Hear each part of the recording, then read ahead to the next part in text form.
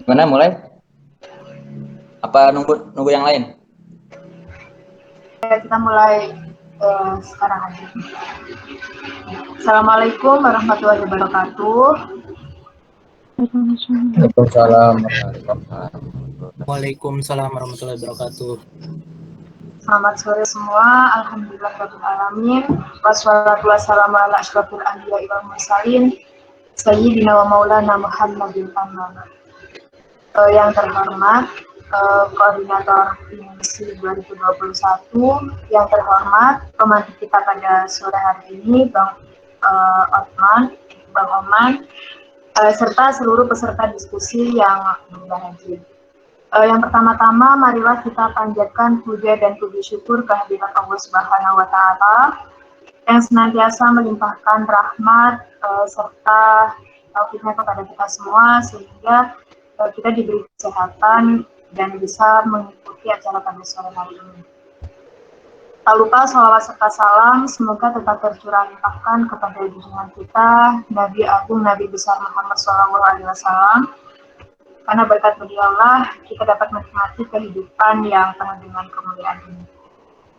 Baik, sebelum kita mulai acara diskusi pada sore hari ini, marilah kita buka diskusi pada sore hari ini dengan bacaan doa sesuai dengan agama dan kepercayaan masing-masing. Doa mulai. Selesai. Selanjutnya kita akan memulai diskusi pada sore hari ini yang akan dipimpin oleh Saudara Khairul Imam selaku moderator.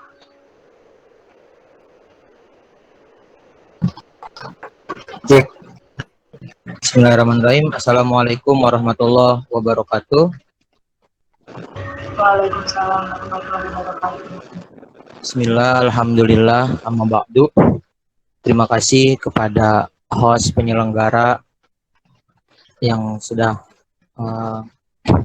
membuat acara yang sangat bermanfaat mengenai diskusi sejarah pemikiran guru bangsa. Yang kali ini kita akan memaparkan tentang sejarah pemikiran daripada Ki Haji Hasyim Asy'ari, yang mana yang kita tahu bahwa Ki Hasyim Asy'ari merupakan salah satu tokoh pendiri Nahdlatul Ulama, dan ini sudah tidak lagi sudah sangat familiar di kalangan kita sebagai bangsa Indonesia gitu kan. Apalagi Ki Hasyim Asy'ari juga mempunyai peran yang sangat berjasa dalam kemerdekaan Indonesia. Nah, maka kali ini pemantiknya sedikit nanti akan menjelaskan tentang bagaimana Ki Hasyim Asy'ari dalam sejarahnya, dalam pemikirannya, lalu apa saja karya-karyanya, dan sedikit tentang biografinya gitu. Mungkin nanti akan sedikit dipaparkan oleh pemateri kita yang alhamdulillah sudah hadir. Pemateri kali ini Bang Oman atau Bang Khalil Rahman.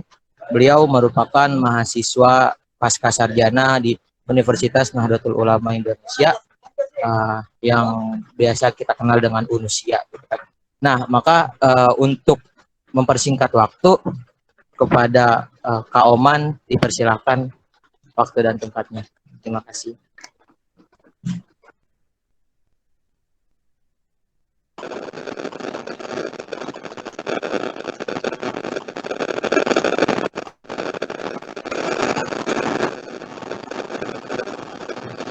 Maaf bang, suaranya apa kresek-kresek bang?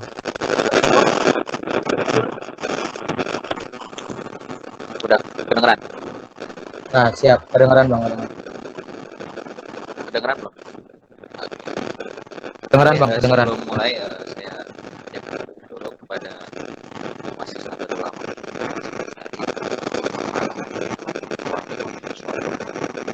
Mohon maaf bang, tapi suaranya agak kresek-kresek.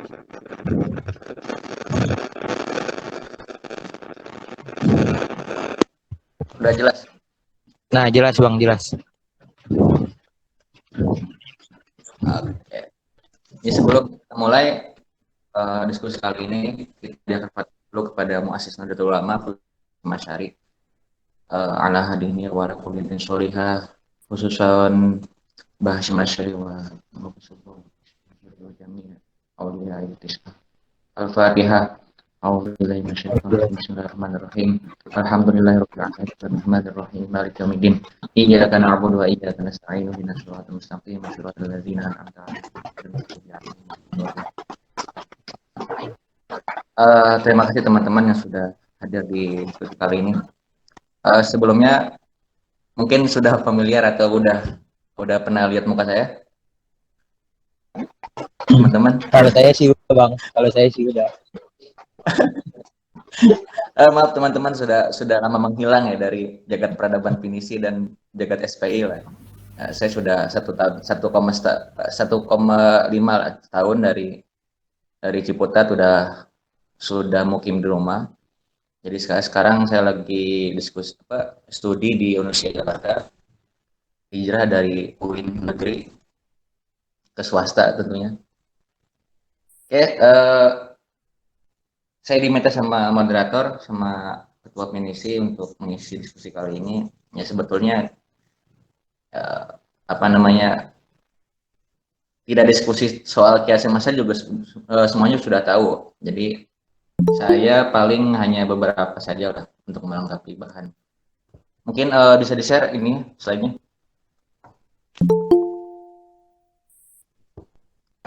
Host punten untuk share screen.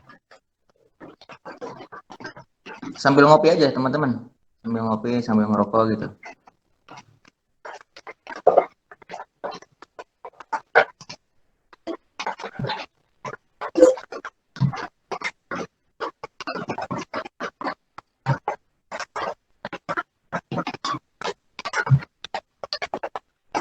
Oke, mulai.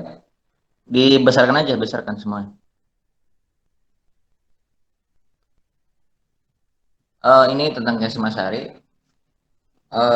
Nah di cover itu ada foto Ki Hasyim Asy'ari yang ada beberapa versi ya, terutama ada dua, kalau nggak salah 2 versi. Ada yang yang mukanya itu nggak tembem, kurus gitu. Nah, kemudian ada yang versi yang cover ini. Nah dari beragam versi itu saya kira versi ini paling mendekati benar lah menurut saya, karena di cover ini foto Mbah Hashim itu dapat dari Kiai Amir Ilyas, santri langsung dari Mbah Hashim Asy'ari. Siapa sih Amir Ilyas itu? Kiai Haji Amir Ilyas itu santri yang santrinya santrinya Mbah Hashim, kemudian pengasuh pondok pesantren An-Nuqoyah generasi kedua. Nah, jadi saya kira ketika santri langsung dokumentasikan kiainya, kemungkinan benarnya itu atau mendekati benarnya itu sudah berapa persen lah. Nah, kemudian next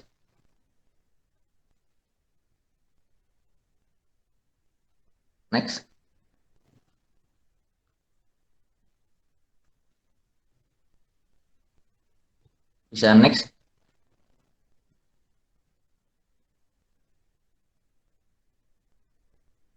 Nah, jadi Ki Hasyim Asy'ari itu lahir pada 14 Februari 1871 di Pesantren Gedang, tepatnya kalau di Jombang itu sekian kilo dari Tebuireng ke arah barat dari pasangan Ki Hasyim Asy'ari sama Nyai Halimah.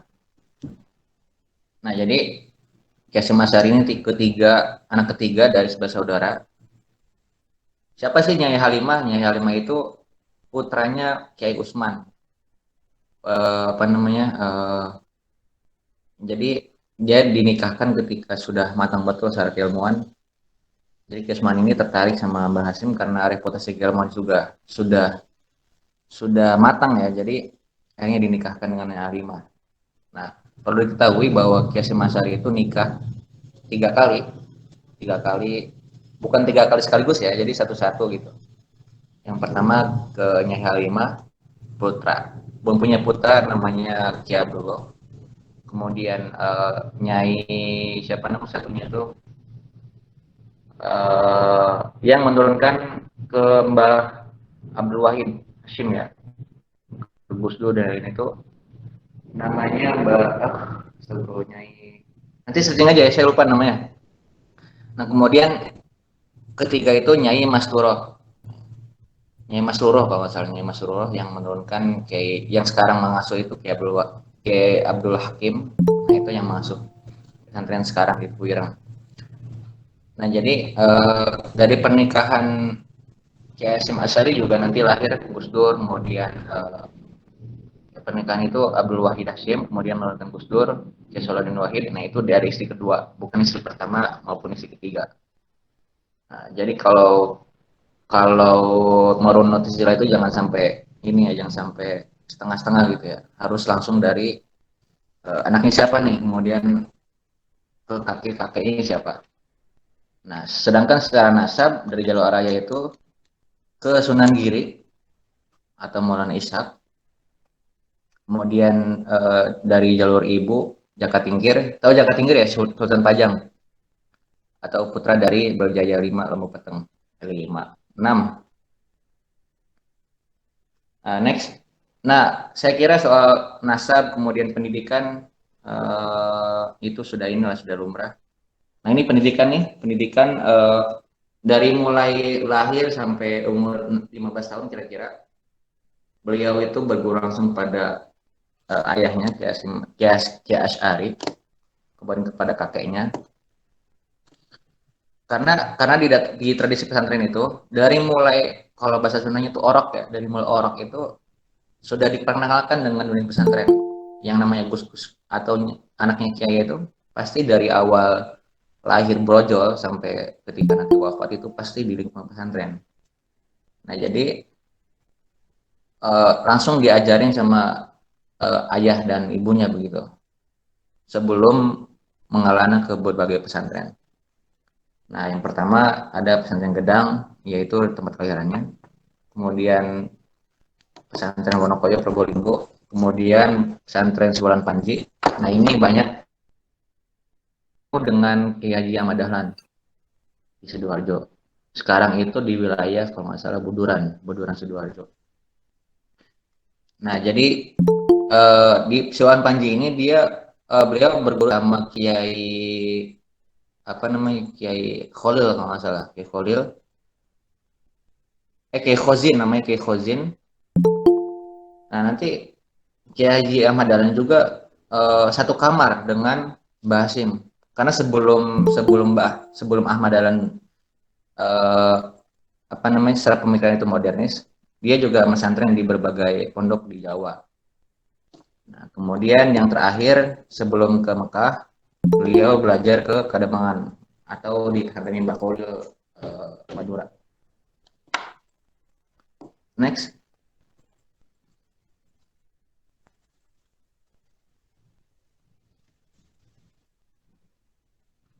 Soal aktivitas sosial politik.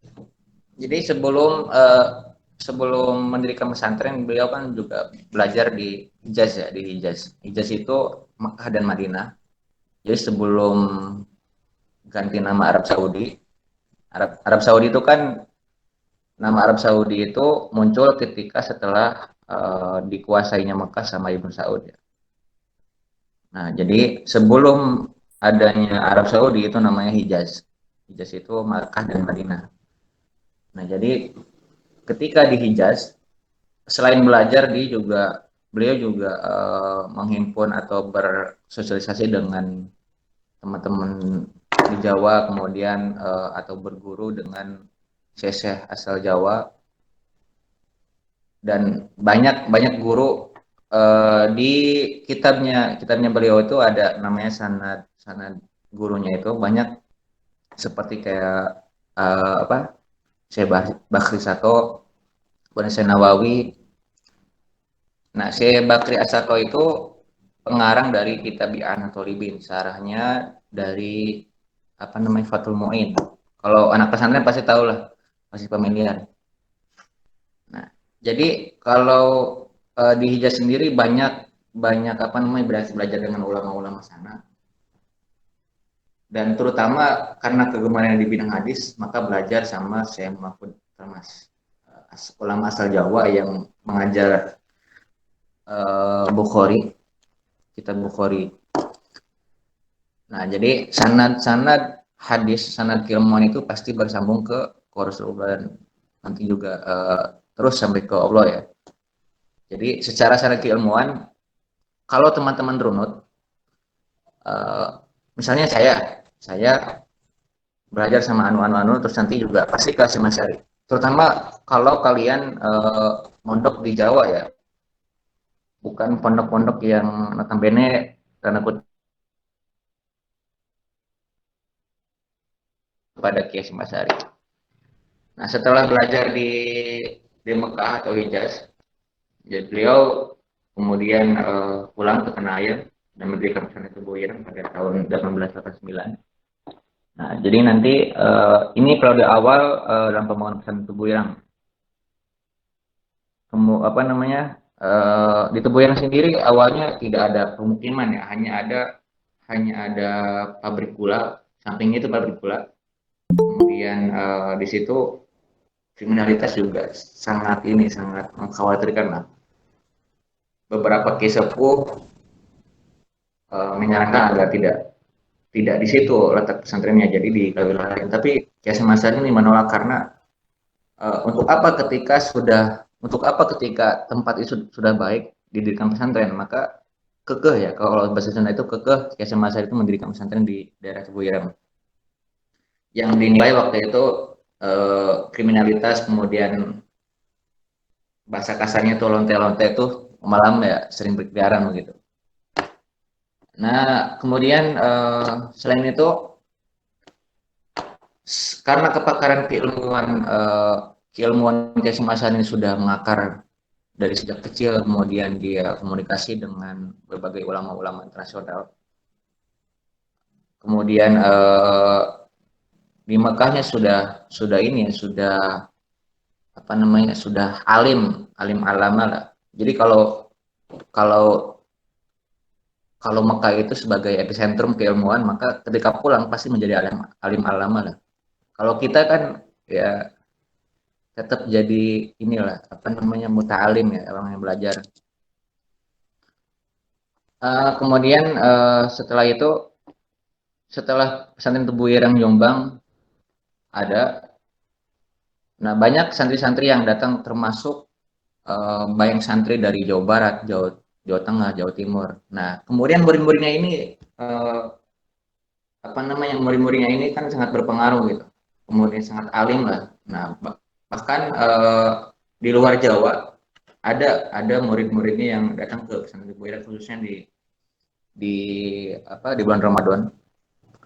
Kalau kita kenal dengan namanya ngaji pasaran atau ngaji posonan.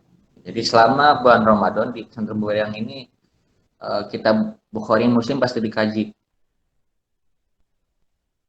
Nah, jadi karena beliau pakar hadis di Indonesia waktu itu. Kan waktu itu jarang sekali ulama yang mengaji hadis dari pagi sampai malam untuk menalar kitab hadis yang segitu tebalnya. Nah, maka kiai-kiai yang berasal dari Jawa Barat, Jawa Tengah, Jawa Timur khususnya itu datang ke Tebu Ireng untuk mengaji hadis. Nah, setelah itu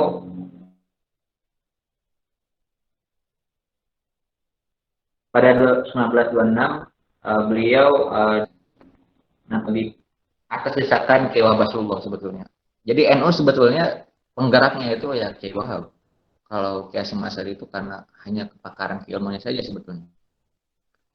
Nah, jadi atas desakan Kiai Wahab dibentuklah Nahdlatul Ulama. Atas dasar apa kira-kira Nahdlatul Ulama dibentuk? Karena gini, di tahun 1910 organisasi tahun 19 berapa Muhammad itu hadir tahun berapa Muhammadiyah? Ada yang tahu Muhammadiyah lahir tahun berapa?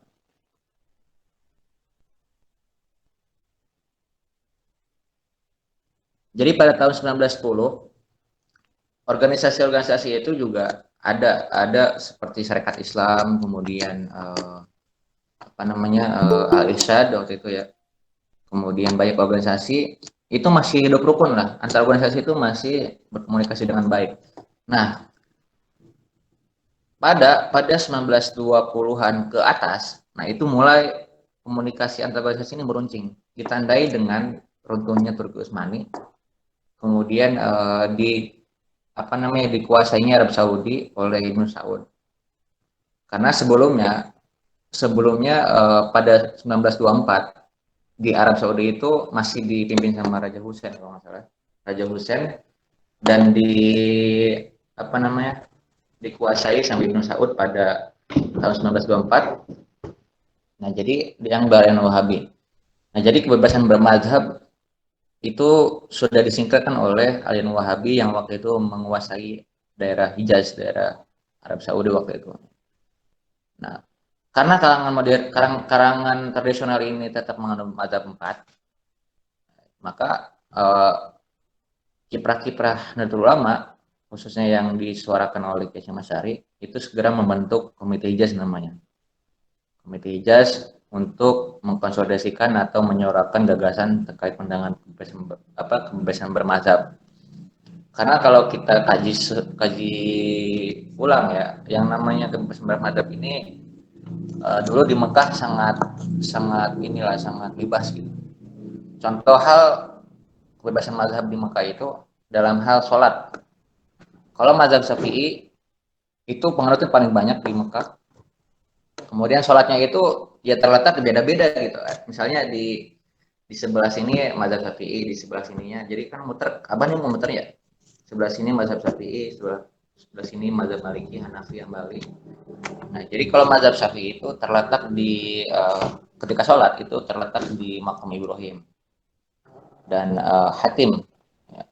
Jadi dekatnya sumur Zam-Zam.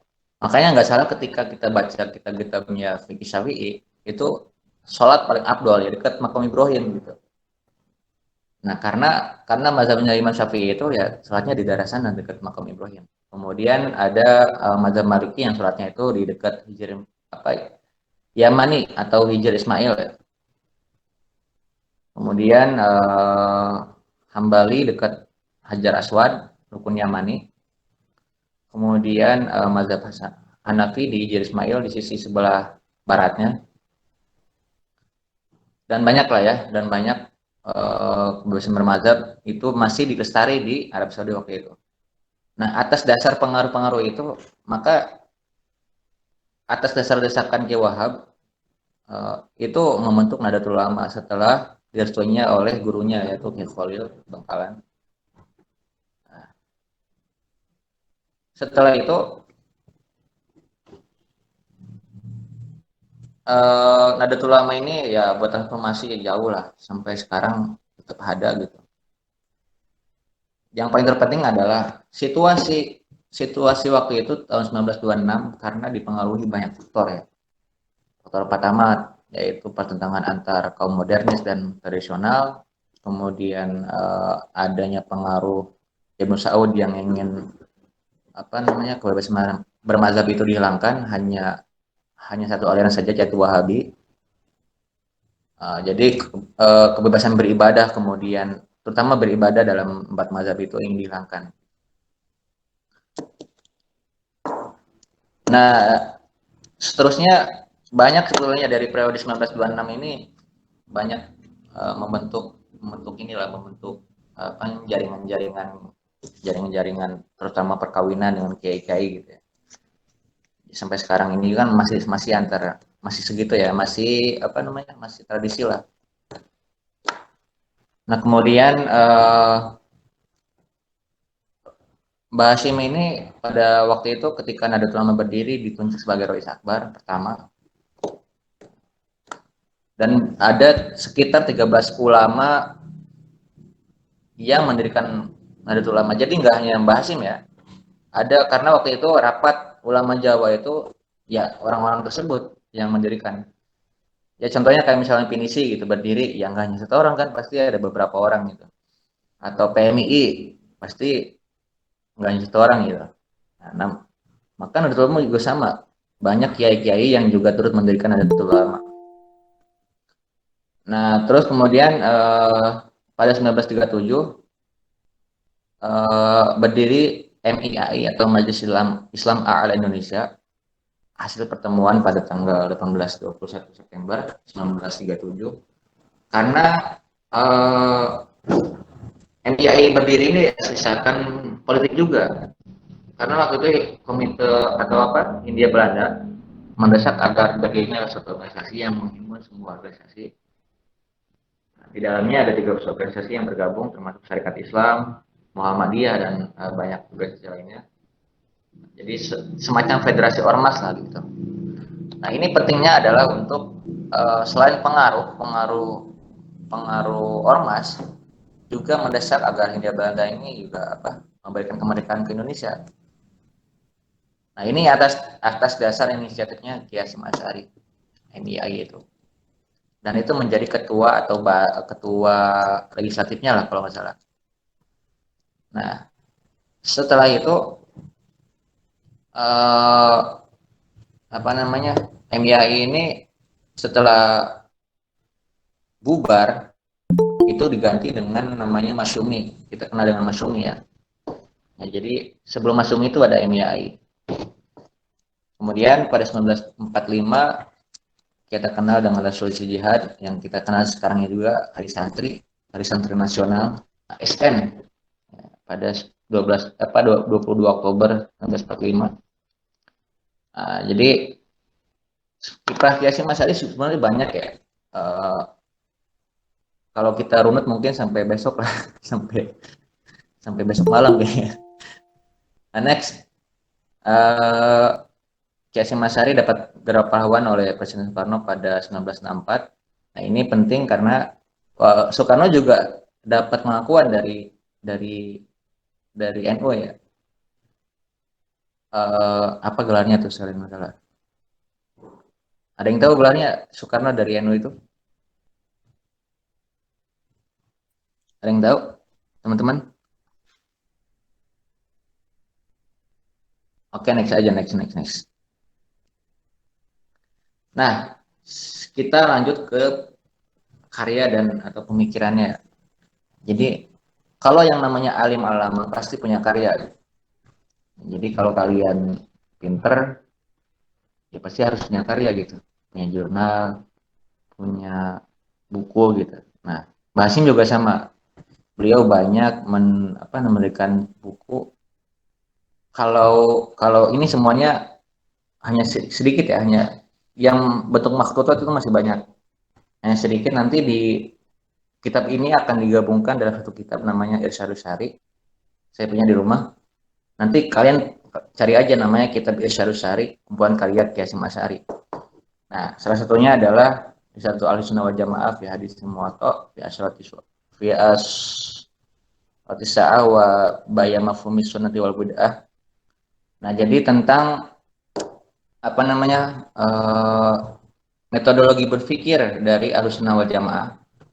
Karena waktu itu banyak menyeruak Wahabi gitu ya, Wahabi di Mekah. Maka untuk jawabannya adalah ini, salah Ahlussunnah wal Jamaah.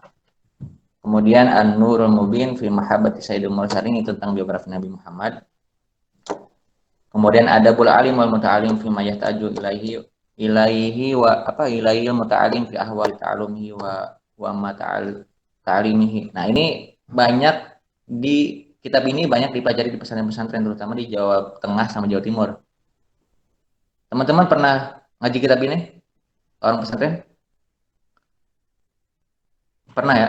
Selain Ta'limul Ta'lim. Kalau Ta'limul Ta'lim kan versi sangarnya, kalau kita kenal versi sangarnya lah, itu saya nggak kuat lah kalau mengaji itu. Mending kalau ada Ta'limul Ta'lim ini lebih enjoy gitu loh. Isinya, kemudian kontennya itu lebih enjoy daripada Ta'limul Ta'lim yang kayak, kalau Ta'limul Ta'lim kan nggak boleh jajan dari pasar kayak gitu, keras banget itu. Terus ada Atibian Finahi Muqatta'atil Arham. Nah, ini tentang jangan memutus silaturahim antar kerabat ya.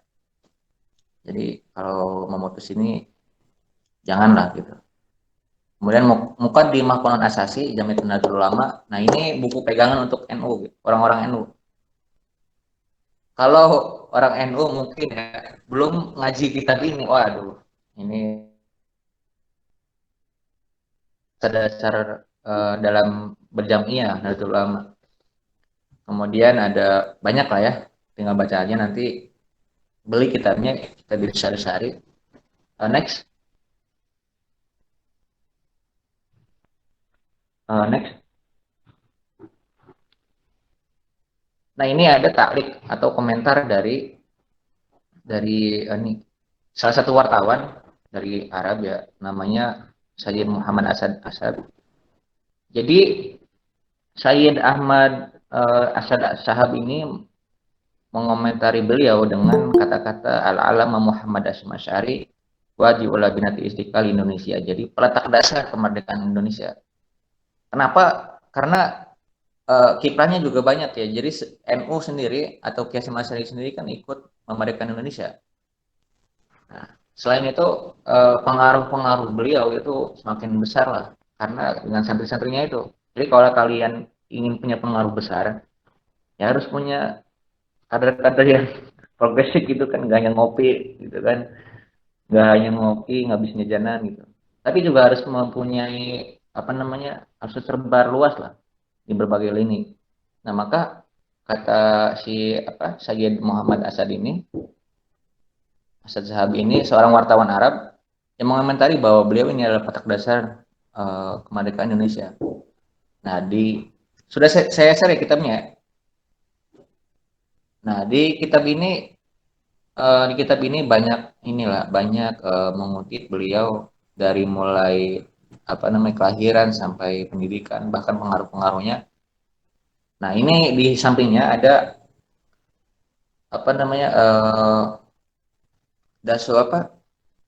Hasyim Asy'ari belajar terutama di Mekah Syarif Mukarramah kepada banyak ulama. Salah satunya adalah Syekh Ahmad Amin Al-Aqar, Syekh Sultan bin Hashim, Syekh Ahmad Zawawi, Ibrahim Arab, Sayyid Ahmad bin Husain Al-Aqas. Nah, banyak ya. Ini ada Sayyid Alwi bin Ahmad As-Saqaf, Sayyid Abbas Maliki. Nah, Sayyid Abbas Maliki ini kakeknya Sayyid Muhammad, abunya Sayyid Muhammad yang di Mekah. Jadi Sayyid Muhammad bin Alawi bin Abbas Al-Maliki. Jadi ini kakeknya dari Sayyid Muhammad. Jadi sebetulnya kekayaan ilmuwan Nahdlatul Ulama ini kaya banget ya kalau misalnya dilihat dari sanad ilmu. Kalau orang-orang yang kanan itu hanya nonton dari dari YouTube gitu kan, nggak keren banget lah. Nah, nanti banyak lah taklik dari berbagai dunia internasional sebetulnya. Nah, enggak hanya ini ya. Karena di kitabnya Syekh Yasin Al-Fadani juga beliau melewatkan satu hadis musalsal tentang tentang ilmu, kalau nggak salah tentang ilmu dari Mbah Hasyim Asy'ari. Jadi Syekh Yasin Al-Fadani ini kan seorang musnid dunia, seorang yang memegang sanad terbanyak di dunia gitu.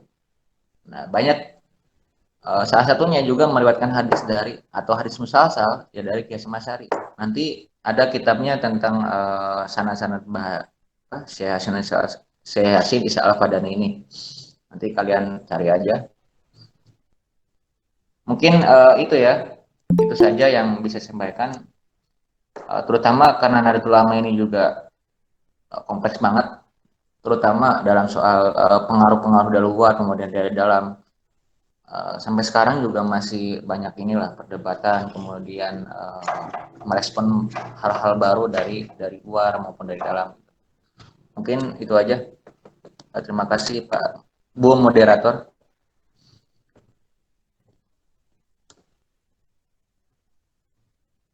Oke, baik.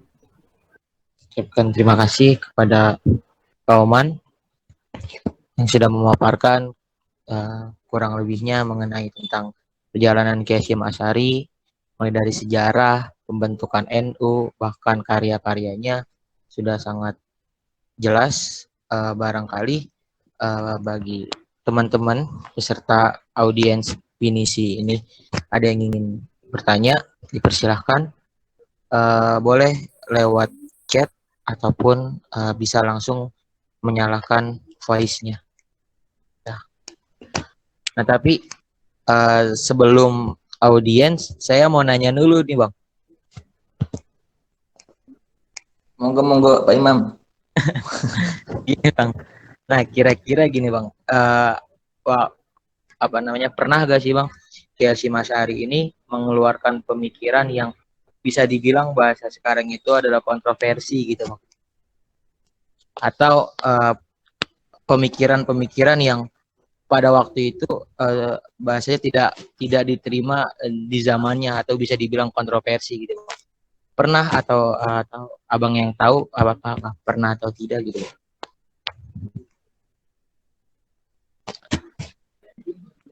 Terus di ini aja digabung aja semuanya. Iya, oke. Itu sih yang dari saya gitu. Kalau barangkali yang lain yang mau bertanya, persilahkan.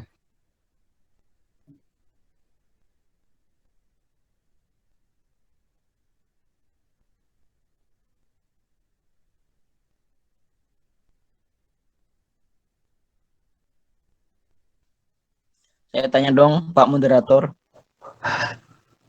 Iya, silakan Pak Rifki. Iya, terima kasih kepada Koh Oman yang sudah memaparkan materi yang begitu menarik. Ya. Mungkin teman-teman di sini rata-rata juga NU kan. Ini berarti infonya apa? Materinya penting banget gitu. Terus ini Koh Oman, masalah perihal apa ya istilahnya? Kayak hubul waton minal iman gitu. Apa benar ini sumbernya itu emang apakah ini hadis atau disampaikan oleh Mbah Hasyim sendiri gitu, quotes diciptakan oleh Mbah Hasyim gitu. Soalnya kalau di film Sang Kiai gitu, saya baru aja kemarin nonton gitu, karena kemarin Hari Santri Nasional kan, ya nontonnya hari ya inilah ya, nontonnya Sang Kiai kan ya, masa mau nontonnya sang pencerah gitu, salah kan, Sang Kiai kemarin nonton. Gitu. Nah itu di situ yang mencetuskan hubul watinal iman kalau versi film itu kan Mbah Hasyim gitu. Itu gimana gitu? Apakah benar? Gitu? Terima kasih.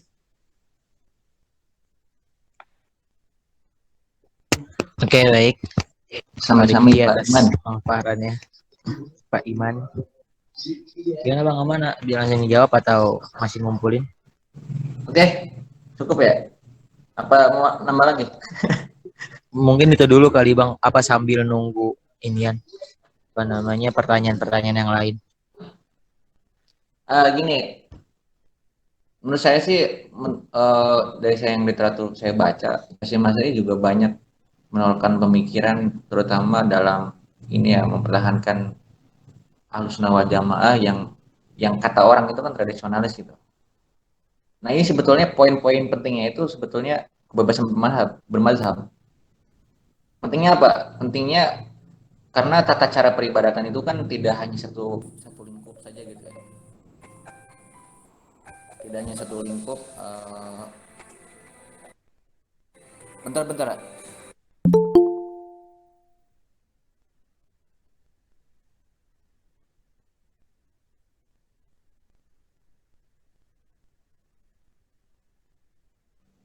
Nah, ini karena apa namanya kebebasan bermazhab ini tidak hanya satu lingkup dalam peribadatan, banyak riwayat-riwayat yang memang sudah masyhur di kitab-kitab ulama salaf ya. Jadi saya kira selain kebebasan bermazhab, soal nasionalisme ini sama dengan pertanyaannya. Soal nasionalisme ini tidak belum tersentuh oleh ulama-ulama Arab waktu itu, yang bahkan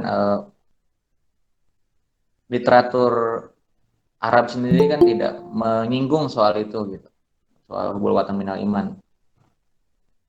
Nah, kiprah-kiprahnya soal penentangan terhadap kolonial Belanda juga itu menjadi satu kunci dari pemikiran bahkan tindak tanduknya Mbah Hasyim. Saya kira jarang ada ulama yang dia mempertahankan tanah airnya sedemikian rupa begitu. Saya pernah baca di arsipnya NU itu, kita tidak akan bisa mendakwahkan Islam ketika tanah air kita tidak apa namanya kita tidak raih gitu, kita tidak raih. Jadi intinya adalah tidak akan bisa adanya agama Islam tanpa adanya masyarakat, tanpa adanya budaya, tanpa adanya tanah dan air. Ketika tanah air itu dipijak, maka Islam akan ada begitu. Itu salah satu arsip di tahun 19 di Tasrul Afkar ya. Ada perkataan Mbah Hasyim waktu itu yang pentingnya mempertahankan tanah air. Nah, soal hadis bukan hadis ya, mencintai tanah air sebagian daripada iman. Oh, ini Bapak Iman anak Ahlussunnah wal Jamaah, Ahlussunnah pasti tahu lah. Ini hadis apa bukan gitu. Kalau yang saya tahu ini Hubbul Watn minal iman ini bukan sebuah hadis tapi hanya sebatas kaidah ya, kaidah. Kalau kata Sakawi itu ini bukan hadis tapi al-maqasidul hasanah. Jadi di dalam silsilah Mudu'ah juga redaksi ini adalah perkataan Nabi Isa. Nah, jadi tidak ada pendapat apapun tentang bahwa ini sebuah hadis atau bukan gitu. Nah, jadi misalnya di hadisnya Ibnu Abi Hatim ada satu hadis haddatsana Abi Hasan bin Umar qala Sufyan fa sami'nahu min muqatil minhu 70 sanah anid duhaq lamma kharaja Nabi sallallahu alaihi wasallam min Makkah fa balagha juhfata istaqa ila Makkah fa anzalallahu tabaraka wa ta'ala il Qur'an la radduka ila ma'ad. Jadi ada dari Dohak, diriwayatkan dari Dohak Rasulullah SAW ketika keluar dari kota Mekah lalu sampai kepada kota Jufa, tempat antara Mekah dan Madinah. Nah, ini menurunkan ayat bahwa Allah Subhanahu wa taala akan mengembalikan ke tempat kembali yaitu ke Mekah. Nah, ini apa namanya? Salah satu dari redaksi Hubbul Watn ini bukan sebuah hadis ya. Jadi ini sebuah kaidah hasanah, qawaidul hasanah. Jadi kalau ada yang memang mengatakan bahwa ini hadis, itu nanti tanyain aja sama Iman yang anak Ahlussunnah itu.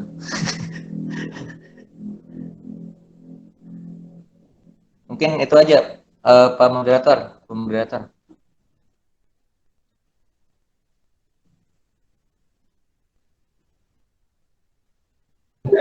Oke, terima kasih Bang Oman atas pemaparannya. Jadi pertanyaan ini sudah cukup.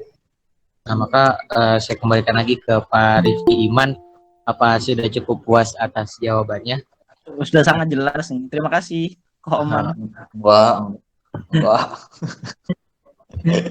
Oke, barangkali yang lain ada yang ingin bertanya, sangat-sangat dipersilakan mengenai tentang Kiai Hasyim Asy'ari ini dan semua pemikirannya.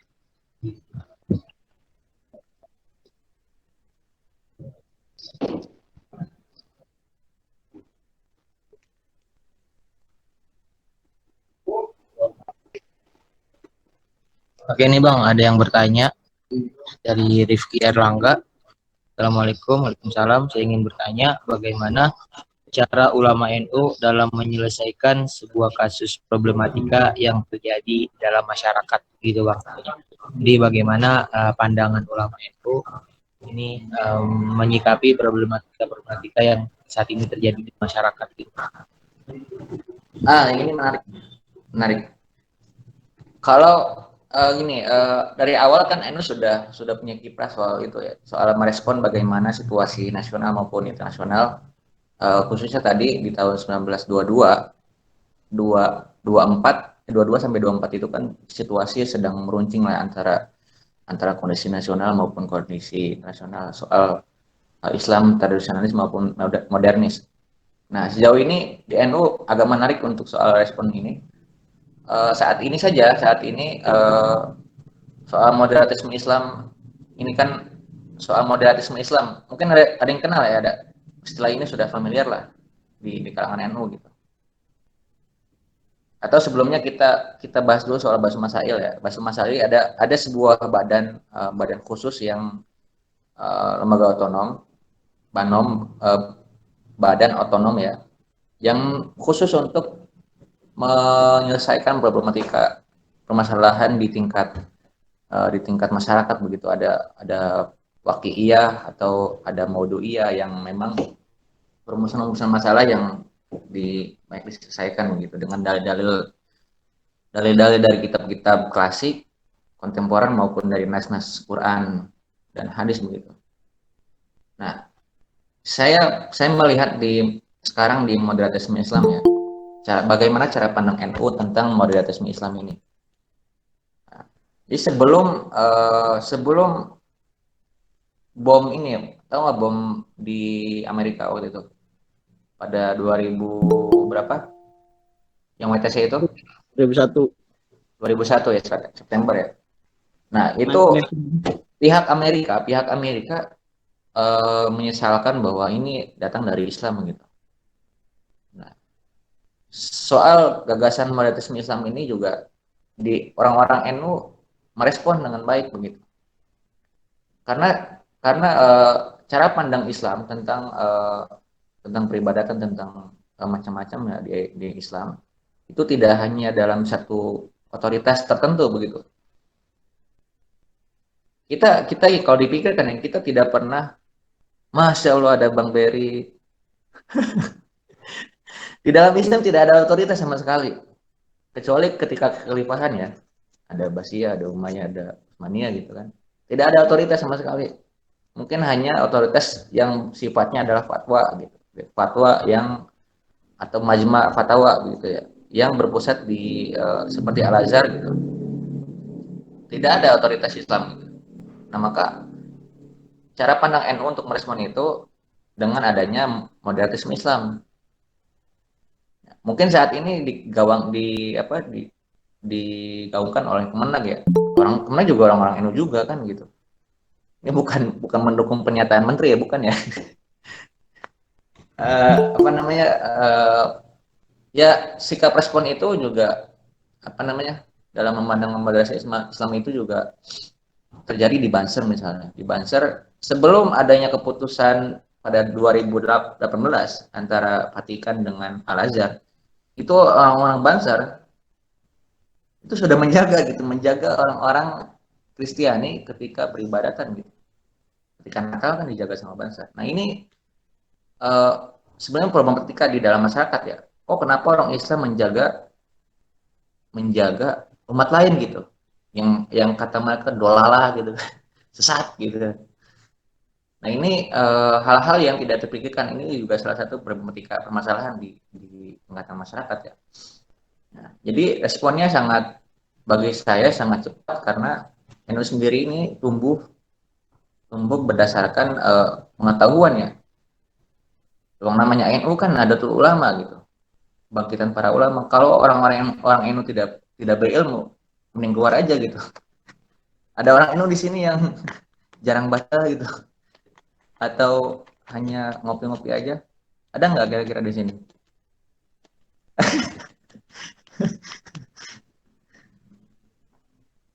Jadi responnya hasil problematika juga dari 1926 sampai 2010 itu sudah dibukukan ya. Kalau kalian pernah beli atau pernah punya, namanya kitab Ahkamul Fuqaha, itu salah satu rujukan dalam hasil keputusan dari Basul Masail dari tahun 1926 sampai 2010. Jadi itu lengkap banget tuh. Nah, itu hukum-hukum tentang contohnya kayak kentongan gitu ya waktu itu. Kemudian pengeras suara dan macam-macam lah. Nah, jadi ada lembaga sendiri. Nah, soal respon-respon saat ini misalnya di dunia kontemporer itu juga sebuah loncatan besar untuk NU ya, karena di tengah penyimpangan ajaran Islam yang di luar misalnya soal ISIS misalnya ya, itu juga ISIS NU merespon dengan ya tadi, selain modernisme agama pemahaman ajaran Islam juga jangan sampai hanya sebatas bulut gitu ya, tapi harus didasari dengan literatur maupun nas-nas yang sudah sahih keberadaannya gitu. kalau kita kenal ya, kalau kita pikirkan dari 1926 sampai sekarang itu terjadi banyak perubahan lah dalam pemikiran. Dulu sempat ada Tasulul Afkar yang kebebasan berpikir ya, semua majalah yang dia sudah waktu itu sudah maju. Kemudian di tahun saya membaca di tahun 2000 sebelum abad 21 itu Gus Dur memperkenalkan banyak bacaan ke anak-anaknya, ke kader-kadernya. Termasuk jaringan liberal nih, Islam liberal, itu Gus Ulil. Saya pernah mendengar langsung ke Gus Ulil nih. Karena kemarin diajari sama Gus Ulil ya. Jadi Islam liberal itu juga hasil bacaan teman-teman Islam liberal yang direkomendasikan oleh Gus Dur, kayak misalnya Hasan Hanafi. Nah, itu. Yang sebelumnya orang-orang NU, kemudian orang-orang lain itu belum akses buku-buku itu. Mana ada orang Muhammadiyah yang gemar gitu baca Hasan Hanafi gitu. Mana ada orang yang di luar NU ada yang gemar dengan bacaannya Nasr Ahmad Abu Zaid, seorang Mutika, atau Muhammad Abi Al-Jabiri gitu. Di tahun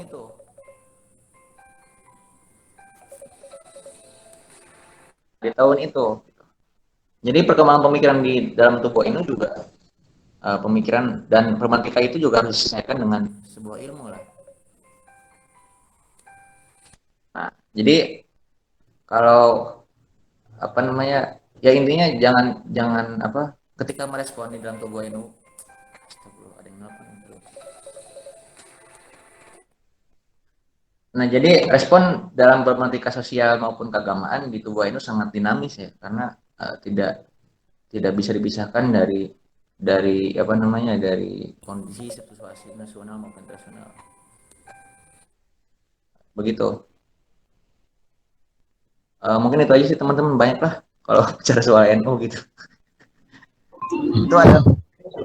Itu Habib ketua MWC kebayoran lama ya.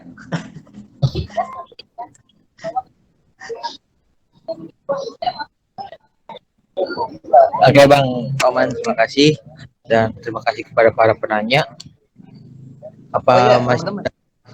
Teman-teman, ya, ini harus dipahami ya, di tubuh NU sekarang ini di luar konteks membahasnya, maksudnya di tubuh NU terutama di saat orang-orang lain itu ingin bacaannya lebih ke putih gitu ya, sekarang justru NU sedang gemar-gemar soal manuskrip.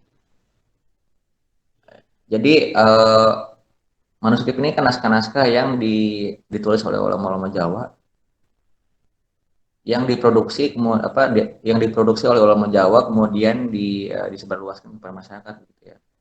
Nah, ini kenapa kok NU mengaji naskah yang seharusnya ya nggak usah gitu kan. Nah, saya kira gini, karena NU sendiri sudah mempunyai sumbangsi besar ke Indonesia, jadi di tengah situasi Islam yang di dunia internasional sedang ya riwah lah kalau bahasa Sundanya, sedang nggak puguh gitu. Nah, jadi NU menawarkan jalan tengah gitu. Selain modernisme Islam, kemudian di tubuh NU sendiri, karena karya-karya ulama sendiri itu tidak sepopuler mereka ya. Kan kita dulu di pesantren belajar hasil karya ulama-ulama Mesir gitu ya, ulama Arab, ulama-ulama Spanyol waktu itu kan, seperti Nahwu Sorab gitu ya. Nah, pentingnya adalah untuk mempopulerkan ajaran-ajaran Islam yang wasatiyah kepada negara Islam, atau khususnya negara Islam di dunia internasional gitu. Jadi jangan sampai di dunia Islam itu saling sangkut mengarut lah gitu. Maka kalau di tengah situasi sekarang yang seharusnya melihat diri sendiri, itu sudah dilakukan oleh NU. Ya intinya jangan sampai kita kehilangan jati diri NU karena kekurangan referensi maupun kekurangan soal ilmu pengetahuan yang sebetulnya sudah ada di dalam tubuh NU gitu. Mungkin itu Pak Imam.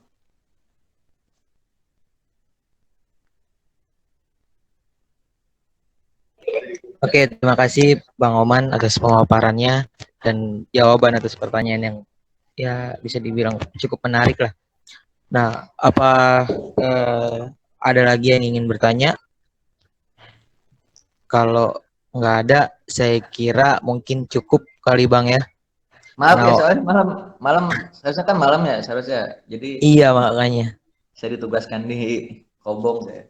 Ditengahin, Bang. Sama Siap. kayak Biberi lah, Biberi kan juga gitu ya. Aduh, back to pesantren. Diomongin apa?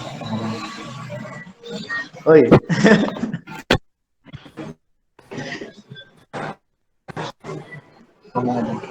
Keren banget Bang Oman ya. Masya Allah. Keren banget makanya. Bang Oman sukses selalu. Amin, Habib Makin Beri. meroket. Ini Habib bayaran Makin lama, meroket. teman-teman.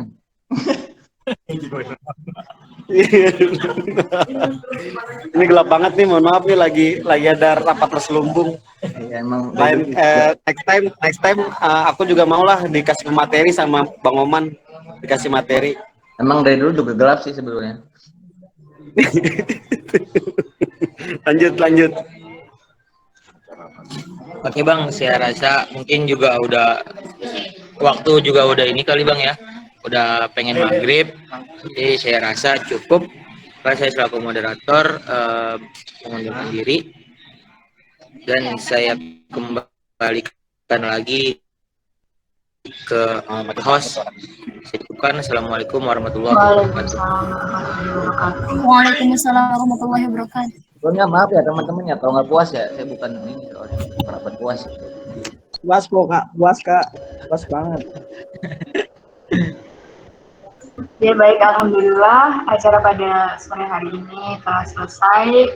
Saya ucapkan terima kasih kepada Bang Oman selaku pemandu kita pada sore hari ini, serta kepada moderator dan juga seluruh peserta yang telah mengikuti acara dari awal hingga akhir. Kami atas nama panitia mohon maaf yang sebesar-besarnya apabila ada kesalahan. Dan dimohon untuk nggak keluar room dulu karena habis ini akan ada sesi foto bersama ya. Assalamualaikum warahmatullahi wabarakatuh. Waalaikumsalam warahmatullahi wabarakatuh. Waalaikumsalam warahmatullahi wabarakatuh. Terima kasih semuanya atas materinya. Salam kenal semuanya. Terima kasih ya. Kalau mau diblokir aja email saya kalau nggak suka, ya.